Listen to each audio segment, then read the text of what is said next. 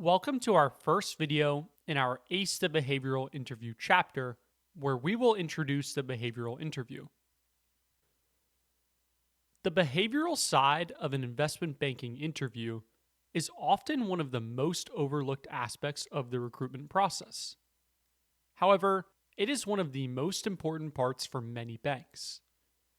If you are interested in boutique or regional banks, the behavioral side of an interview becomes even more important. While technical questions are check-the-box questions, behavioral questions can really set us apart from other candidates. Check-the-box questions are questions that will not secure you an internship but can lose it for you. For example, walking an interviewer through a DCF will not make them think, "Wow, this student is so knowledgeable. Let's give them the position." However, if a student can't complete a DCF walkthrough, a banker will likely think twice about recommending them for a position and may even scratch them off the list instantly. So, we need to nail every technical question by the book and then utilize the behavioral questions to stand out. Many candidates will not be prepared or will simply disqualify themselves by missing technical questions or coming off as socially awkward. So, while we need to separate ourselves with the behavioral questions, we don't need to go over the top. Let's get started on the behavioral side of investment banking interviews. The so-called behavioral interview is when a banker asks you questions that are focused on your experiences, personality, and other qualitative things. This includes questions like, "What is your greatest weakness?" and "Tell me about a time when" questions.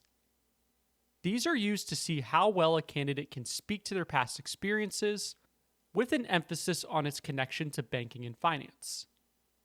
Interviewers are testing your ability to respond to questions on the spot, judging how clear, concise, confident, and logical your responses are. What you actually speak about for each response is far less important than assuring that your answer is clear, concise, confident, and logical. Being conversational and socially aware goes a really long way for the behavioral interview. Bankers are really trying to figure out who they want to spend long nights at the office with. So, you should be positive and conversational during this part of the interview. There are a few distinct buckets that behavioral questions fall into, including your background or story, your interest in banking and this bank specifically, and lastly, general behavioral questions. As a starting point for the behavioral interview, we need to understand our own resume and experiences. Many students exaggerate and over-embellish the experiences on their resume. While this is not inherently wrong or bad, the issue is that many students cannot speak to the experiences on their resume. Being able to speak about your experiences is key to behavioral questions, as you will use your experience to support the answers that you give. Behavioral questions are answered by referencing your experiences or a certain scenario in those experiences as proof or as a rationale for your explanations. So, the first thing you should do before looking at any of the lessons that come next is memorize your resume. Be able to talk about each experience, leadership position, and interest in depth, and be able to outline what you did. This should only take about an hour or so and will be extremely high in terms of ROI. If you are struggling, write some bullet points for each experience on a Google Doc. This will help you to remember the main points of each experience. After memorizing your experiences in leadership positions, think of around 2 scenarios or situations that happened during each. We recommend having around 5 total scenarios that you can pull from. These scenarios will serve as the basis for your behavioral interview responses. We can mold each of these scenarios to fit any behavioral question that we receive. If we are asked a question like, "Tell me about a time when you had to solve a difficult problem," we can use our previously brainstormed scenarios or situations to answer. For example, maybe we will use the scenario from our last internship when we were completing that huge summer end project, or the time that we had to create that Excel budget for our sorority. The point is that we need to have brainstormed a few scenarios from each of our experiences that we can adapt to different behavioral questions.